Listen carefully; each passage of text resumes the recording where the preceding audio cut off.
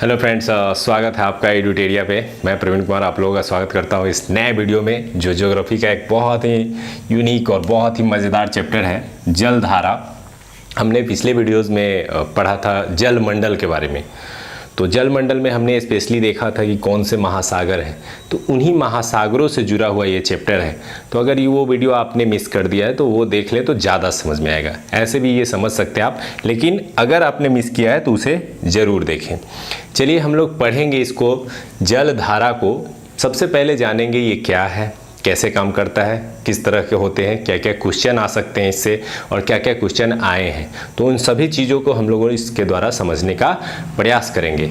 उम्मीद करते हैं कि आपको मेरे वीडियोस पसंद आ रहे हैं। जैसा कि आपके लाइक और कमेंट्स से मुझे पता चल रहा है कि आप लोगों को बहुत अच्छा लग रहा है, लेकिन मैं और चाहूँगा कि आप लोग सपोर्ट करें, इसे शेयर करें और इसे लाइक करें, ताकि इस चैनल को और से ज़्यादा बढ़ावा मिल सके।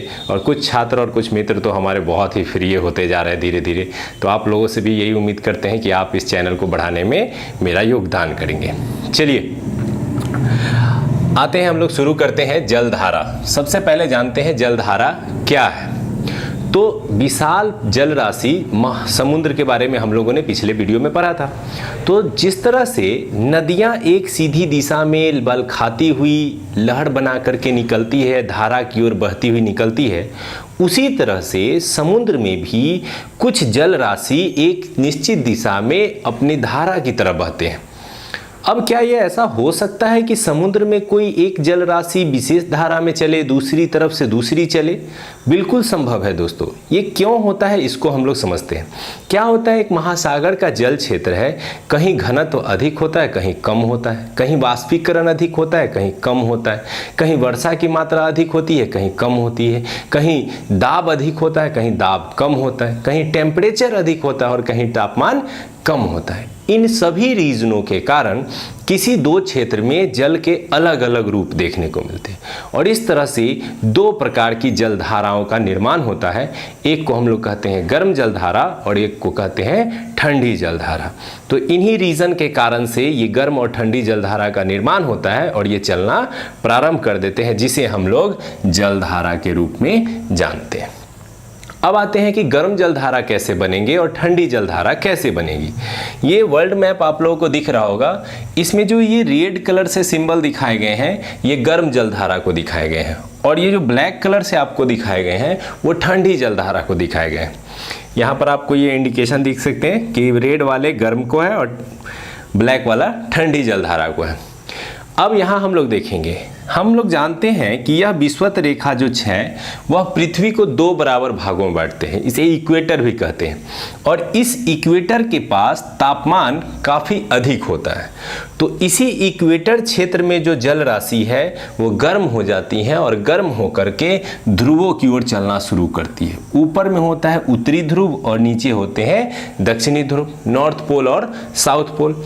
इस ओर इक्वेटर से जब जलधारा चलती है तो गर्म जलधारा चलती है। इक्वेटर से जब भी चलेगी तो गर्म जलधारा, और जब दक्षिणी एवं उत्तरी ध्रुव से इक्वेटर की ओर जलधारा चलती है तो वह होती है ठंडी जलधारा। तो इस तरह से ठंडी जलधारा का निर्माण मुख्यतः ध्रुवों के पास होते हैं, और गर्म जलधारा का निर्माण मुख्यतः विषुवत रेखा के पास होते हैं। तो आसानी से आप समझ सकते हैं कि गर्म जलधाराओं का निर्माण विषुवतीय क्षेत्र में होता है, जबकि ठंडी जलधाराओं का निर्माण उच्च अक्षांशों की ओर होता है, जहां से वो निम्न अक्षांशों की ओर चलते हैं, और गर्म जलधारा निम्न अक्षांशों से उच्च अक्षांशों की ओर चलते हैं। अब आते हैं, हम लोग शुरू करते हैं इस धारा से जुड़े हुए कुछ और पॉइंट्स। ये तो हमने समझा कैसे निर्माण होते हैं, गर्म होते हैं और ठंडे जलधारा होते हैं। जहाँ पर ये गर्म और ठंडी जलधारा आपस में मिलते हैं वहाँ से भी कुछ क्वेश्चन पूछे जाते हैं। जहाँ ठंडी और गर्म जलधारा आपस में टकराती है तो वहाँ पे घना कुहासा कुहरा वाला क्षेत्र बनता है। साथ ही साथ उस क्षेत्र में प्लैंकटन नामक घास पाए जाते हैं, जो कि छोटी मछलियों के आहार होते हैं, और उस प्लैंकटन को को खाने के लिए छोटी मछलियां आती हैं और छोटी मछलियों को खाने के लिए बड़ी मछलियां आती हैं। इस तरह से यह जो क्षेत्र जहां पर ठंडी और गर्म जलधारा आपस में टकराते हैं, यह मछली उत्पादन का एक विशेष केंद्र बन जाता है। विशेष रूप से इसके लिए दो क्षेत्र जाने जाते हैं। एक हम लोग यहाँ पढ़ेंगे जापान के क्षेत्र में और एक पढ़ेंगे हम लोग उत्तरी अमेरिका के इस तटीय क्षेत्र में। ये दोनों क्षेत्र इस विशेष कारण से ही मछली उत्पादन के लिए जाने जाते हैं। चलिए दोस्तों, अब शुरू करते हैं, इन जलधाराओं को पढ़ते हैं कि कौन सी जलधारा किस महासागर में है और कौन सी जलधारा गर्म है और ठंडी है। ठीक है, सबसे पहले हम लोग शुरू करेंगे प्रशांत महासागर से। पिछले वीडियो में मैंने बताया था कि यहाँ प्रशांत महासागर है और यह प्रशांत महासागर इस तरफ से जो फैला हुआ है, तो चूंकि पृथ्वी गोल है तो उस तरफ और इस तरफ दोनों ही ओर प्रशांत महासागर है और इनमें दोनों प्रकार की धाराएं पाई जाती हैं, गर्म एवं ठंडी दोनों। तो सबसे पहले इधर से शुरू करेंगे, फिर प्रशांत को पढ़ेंगे, फिर अटलांटिक को पढ़ेंगे और फिर हिंद महासागर को पढ़ेंगे। आर्कटिक को मुख्यतः हम लोग इसलिए नहीं पढ़ेंगे क्योंकि आर्कटिक बेसिकली यह पूरी तरह से उत्तरी ध्रुव पर स्थित है, तो ऐसे में यह पूरी तरह से ठंडा क्षेत्र है, तो यहाँ केवल ठंडी जलधारा होती है और कुछ विशेष क्वेश्चन वहाँ से पूछे नहीं जाते हैं। तो आइए शुरू करते हैं। प्रशांत महासागर में अब हमने अभी पढ़ा कि यह विषुवत रेखा है और विषुवत रेखा के पास गर्म जलधारा का निर्माण होता है। तो इस विषुवत रेखा के जो सटे हुए ऊपर होगा उसको उत्तरी विषुवतीय जलधारा कहेंगे और जो नीचे होगा उसको दक्षिणी विषुवतीय जलधारा कहेंगे। और दोनों चूंकि विषुवत रेखा के पास बन रहे हैं इसलिए दोनों के दोनों क्या होंगे, गर्म जलधारा होंगे। तो आसानी से आप याद कर सकते हैं यहाँ पे कि प्रशांत महासागर में उत्तरी एवं दक्षिणी अमेरिका के पास जब विषुवत रेखा के आसपास दो गर्म जलधाराएं बनती हैं, उत्तर में उत्तरी गर्म जलधारा और दक्षिण में दक्षिणी विषुवतीय गर्म जलधारा। यहाँ से एक क्वेश्चन और आता है, ये जो उत्तरी अमेरिका का मैप देख रहे हैं, इस मैप में ये वाला हिस्सा अलास्का के रूप में जाना जाता है जो यूएसए अमेरिका का पार्ट है। यह अलास्का अपने ठंडे क्षेत्र के लिए प्रसिद्ध है, लेकिन जब इधर ध्रुवों से इसकी ओर एक धारा जाती है तो वह गर्म धारा है और उसका नाम अलास्का के नाम पे ही रखा गया है, तो इसे अलास्का धारा के नाम से जानते हैं। तो ये अलास्का धारा आप याद कर सकते हैं कि कहाँ है, तो अलास्का के पास यूएसए के पास है और यह एक गर्म जलधारा है। इसके नीचे उतरते हैं तो यह जो है ध्रुवों से विषुवत रेखा की ओर आती है और आप जानते होंगे कि यूएसए का एक राज्य है कैलिफोर्निया, इसी से सटा हुआ यह किनारे से चलने वाली जलधारा है जिसका नाम है कैलिफोर्निया जलधारा। तो आसानी से आप याद कर सकते हैं कैलिफोर्निया जलधारा जो यूएसए से सटा हुआ है वो ठंडी जलधारा है और अलास्का जो है वो है गर्म जलधारा। तो ये ऊपर में दो, नीचे में एक विशेष रूप से ये दक्षिणी अमेरिका के इस पश्चिमी तट पे एक धारा चलती है जिसे हम्बोल्ट की धारा या पेरू की धारा कहते हैं। यहाँ पे एक देश है दक्षिणी अमेरिका में जिसे हम लोग पेरू के नाम से जानते हैं, उसी के तट पे चलने वाली इस जलधारा को हम्बोल्ट या पेरू के नाम से जानते हैं। यह जलधारा बेसिकली ठंडी जलधारा है। मैंने पहले ही बताया कि ये जो ब्लैक कलर का सिंबल है वो ठंडी जलधारा को इंडिकेट करता है और रेड वाला गर्म जलधारा। तो हम्बोल्ट या पेरू जलधारा जो है वह ठंडी जलधारा है। इसी से एक और क्वेश्चन आता है कि कई बार ये पेरू के तट पे चलने वाली जलधारा जब गर्म जलधारा का रूप ले लेती है तो अल नीनो की समस्या आती है और आप लोग पढ़े होंगे कि अल नीनो के टाइम में मानसून प्रतिकूल रूप से प्रभावित हो जाते हैं और वर्षा कम हो जाती है। तो वो अगले हम लोग भारत के बारे में पढ़ेंगे, जलवायु तब पढ़ेंगे। फिलहाल आप पढ़ सकते हैं कि पेरू के तट पे चलने वाली धारा ठंडी जलधारा और इसे हम्बोल्ट या पेरू की धारा कहते हैं। अब आते हैं प्रशांत महासागर के इस भाग में। प्रशांत महासागर के एशिया और ऑस्ट्रेलिया से सटे हुए क्षेत्र में हम लोग विषुवत रेखा से ऊपर की बात करते हैं तो यहाँ पर देखेंगे कि ध्रुवीय क्षेत्र से एशिया क्षेत्र में नीचे की ओर आती हुई एक जलधारा है जिसे ओएसिवो या क्यूराइल धारा कहते हैं। क्या कहते हैं दोस्तों? ओएसिवो या क्यूराइल धारा कहते हैं। और नीचे से विषुवत रेखा क्षेत्र से एक धारा जाती है जिसको क्यूरोसिवो धारा कहते हैं। अब ये नाम कुछ अजीब आपको लग रहे हो, यह जापान क्षेत्र में चलने वाली धारा है तो नाम भी जापान क्षेत्र के हिसाब से रखे गए हैं। इस क्वेश्चन में बनता है कि जापान के तट पे ये ओएसिबो और क्यूरोसिबो जलधारा आपस में आकर के टकराती हैं और यह क्षेत्र भी मछली उत्पादन के लिए जाना जाता है। तो याद रखेंगे इस क्षेत्र में कौन से दो जलधाराएं टकरा रही है, दक्षिण से उत्तर से आ रही है ओएसिबो जो कि ठंडी है और विषुवत रेखा से जा रही है ऊपर की ओर जिसका नाम है क्यूरोसिबो जो कि गर्म जलधारा है। फिर आएंगे विषुवत रेखा के पास, तो मैंने अभी आपको सिखाया था कि जब भी विषुवत रेखा के पास कोई धारा बनेगी तो वह गर्म धारा होगी और उसे विषुवतीय धारा के रूप में ही जाना जाएगा। कभी इसको उत्तर विषुवतीय धारा तो कभी इसको दक्षिणी विषुवतीय धारा कहा जाएगा और दोनों के दोनों गर्म होंगे। ऑस्ट्रेलिया में आते हैं। ऑस्ट्रेलिया में भी इस विषुवत रेखा से ध्रुव की ओर पूर्वी तट पे एक धारा चलती है। अब जैसे ही यह पूर्वी तट पे ऑस्ट्रेलिया पर विषुवत रेखा से चल रही है तो स्वाभाविक है कि यह गर्म जलधारा होगी और मैंने बार बार इंडिकेट किया है कि मैंने रेड कलर से गर्म जलधाराओं को दर्शाया है। तो पूर्वी तट पे जो चलने वाली यह जलधारा है वो ऑस्ट्रेलिया की पूर्वी जलधारा गर्म जलधारा है। अब आते हैं, ये हमने पढ़ा प्रशांत महासागर की कुछ धाराओं को और प्रशांत महासागर की कुछ धाराओं को। अब आते हैं हम लोग अटलांटिक महासागर की जलधारा के बारे में। यहाँ से सबसे ज़्यादा क्वेश्चन पूछे जाते हैं, तो ध्यान से देखिएगा दोस्तों। विषुवत रेखा से ऊपर चलते हैं। सबसे पहले इस क्षेत्र में आते हैं उत्तरी अटलांटिक क्षेत्र में। उत्तरी अटलांटिक में एक सबसे फेमस है गल्फ स्ट्रीम। ये जो आप देख रहे हैं एरो बना हुआ, ये गल्फ स्ट्रीम है, इसे गल्फ जलधारा भी कह सकते हैं। ये गल्फ स्ट्रीम अमेरिका के तट पे ऊपर से आने वाली लेब्राडोर जलधारा से टकराती है। किससे टकराती है दोस्तों? लेब्राडोर जलधारा से। और लेब्राडोर जो है वो एक ठंडी जलधारा है जबकि गल्फ स्ट्रीम जो है वो गर्म जलधारा है। जब ये दोनों यहाँ टकराते हैं तो घना कुहासा क्षेत्र के साथ साथ मछली उत्पादन का एक विशेष केंद्र बनता है जो अमेरिका के तट पर ग्रैंड बैंक के नाम से जाना जाता है और यहाँ पे बड़ी संख्या में मछली पकड़े जाते हैं। तो कौन से जो जलधारा टकराती है? गल्फ स्ट्रीम और लेब्राडोर। लेब्राडोर जो है वो ठंडी है और गल्फ स्ट्रीम जो है बड़ी है। गल्फ स्ट्रीम से एक दो क्वेश्चन और आ जाते हैं। ये गल्फ स्ट्रीम बढ़ते हुए यूरोप के तट तक पहुंच जाती है और यूरोप में जाने के साथ ही ये मौसम को सुखनुमा बना देती है। क्यों? क्योंकि वहाँ अधिकांशतः मौसम ठंडे होते हैं और जब ये गल्फ स्ट्रीम पहुँचते हैं वहाँ तो मौसम थोड़ा सा जो है गर्म हो जाता है और सुहाना हो जाता है। नतीजा ये होता है कि इसे यूरोप का गर्म कंबल भी कहा जाता है। कई बार आपने ऑब्जेक्टिव्स में रटे होंगे इसे। तो यूरोप में गर्म कंबल के रूप में गल्फ स्ट्रीम को जाना जाता है। इसके अलावा गल्फ स्ट्रीम सबसे तेज गति से चलने वाली जलधारा है। ठीक है, तो गल्फ स्ट्रीम और लेब्राडोर से हमने यहाँ पे सीखा। इसके साथ साथ ये ग्रीनलैंड है जो सबसे बड़ा द्वीप है। तो ग्रीनलैंड और यूरोप के बीच से अटलांटिक से ध्रुव की ओर जाती हुई एक जलधारा है जिसे हम लोग उत्तरी अटलांटिक धारा के नाम से जानते हैं और यह भी एक गर्म धारा है। तो इस क्षेत्र में हमने गल्फ स्ट्रीम और उत्तरी अटलांटिक दो गर्म पढ़े, लेब्राडोर एक ठंडी। उसी तरह से एक जलधारा अफ्रीका के तट से होते हुए विषुवत रेखा की ओर आती है और इसे हम लोग कनारी धारा के नाम से जानते हैं। क्या नाम से जानते हैं दोस्तों?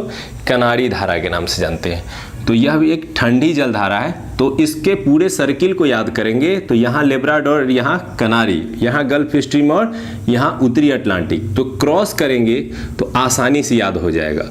ये दोनों गर्म है और ये दोनों ठंडी जलधारा है। और फिर जब विषुवत रेखा क्षेत्र में आएंगे तो उत्तरी विषुवतीय धारा यानी यहाँ पर गर्म जलधारा बन रही है। तो विषुवत रेखा के पास कंटिन्यू एक धारा चलती रहती है सभी महासागरों में, चाहे वो प्रशांत हो, चाहे हिंद हो, चाहे अटलांटिक हो।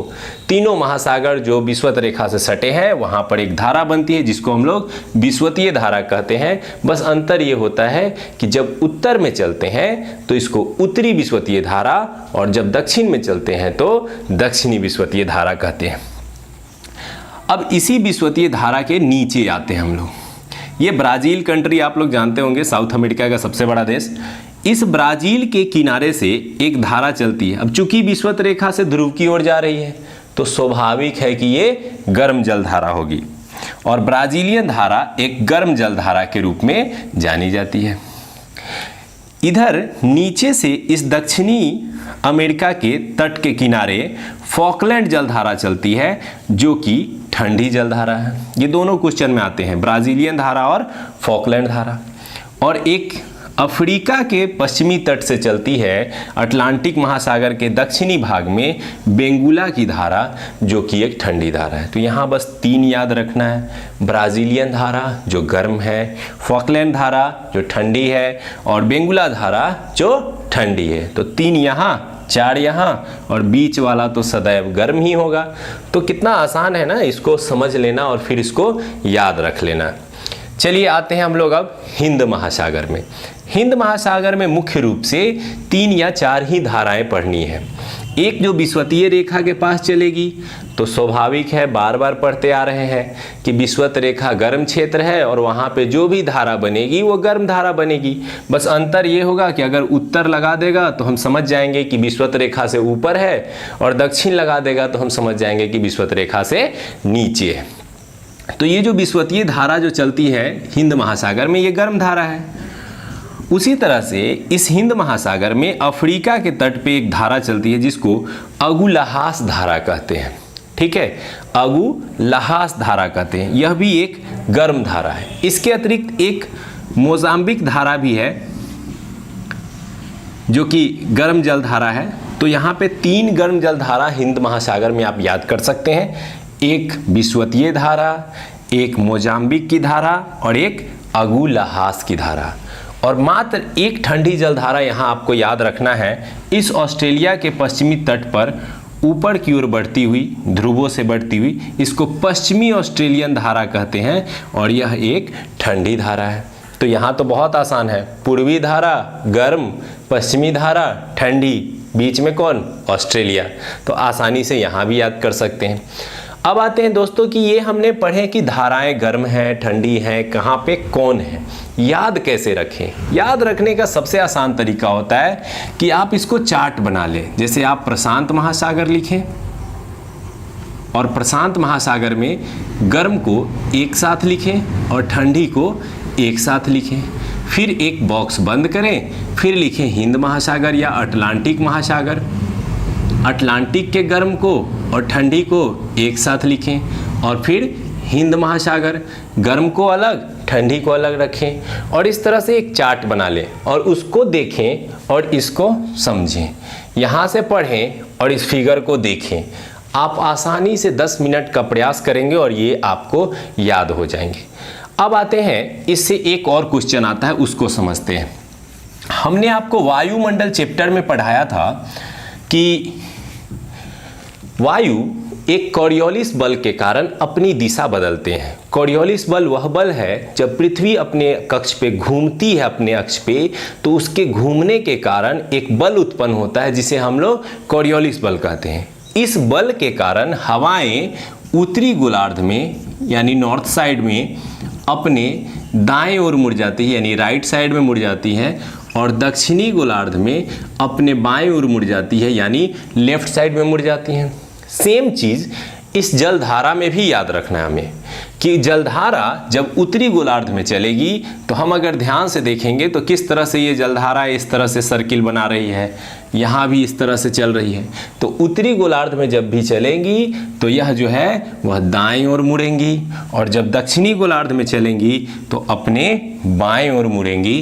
तो ये क्वेश्चन भी कई बार पूछा गया है कि जलधाराएं कॉरियोलिस बल के प्रभाव से किस दिशा में मुड़ती है। अब आ जाते हैं इससे क्वेश्चन क्या पूछे जाते हैं। तो क्वेश्चन कई बार ये पूछे जाते हैं कि ये जलधारा किस तट पे है, ये जलधारा किस महासागर में है। कई बार यह भी मिलान करने के लिए दे दिया जाता है कि इन जलधाराओं को उनके महासागरों के अनुसार मिलान करें। कई बार ये क्वेश्चन आ जाते हैं कि निम्नलिखित में से कौन ठंडी जलधारा है। उसमें 3 आपको गर्म जलधारा के नाम दे दिए जाएंगे और एक ठंडी जलधारा के नाम दिए जाएंगे।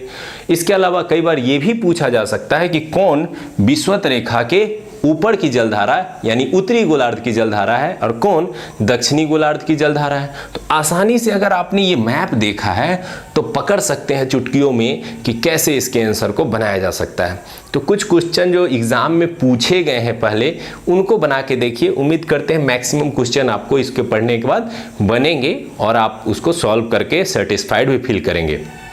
तो ये वीडियो उम्मीद से मैं उम्मीद यही करूंगा कि आप लोगों को पसंद आया। अगर पसंद आया है तो दोस्तों को शेयर करें, उन्हें भी सब्सक्राइब करने के लिए बोलें, ताकि एडुटेरिया चैनल जिसे आप लोग इतना प्यार दे रहे हैं वो काफ़ी आगे बढ़ सके। चलिए दोस्तों, धन्यवाद, अगले वीडियो में मिलेंगे, बाय। कुछ सेकंड मैं दे रहा हूँ, कुछ लोग स्क्रीनशॉट लेना चाहते हैं तो उसके लिए मैं कुछ सेकंड दे रहा हूँ, आप आराम से स्क्रीनशॉट ले सकते हैं। चलिए, गुड बाय।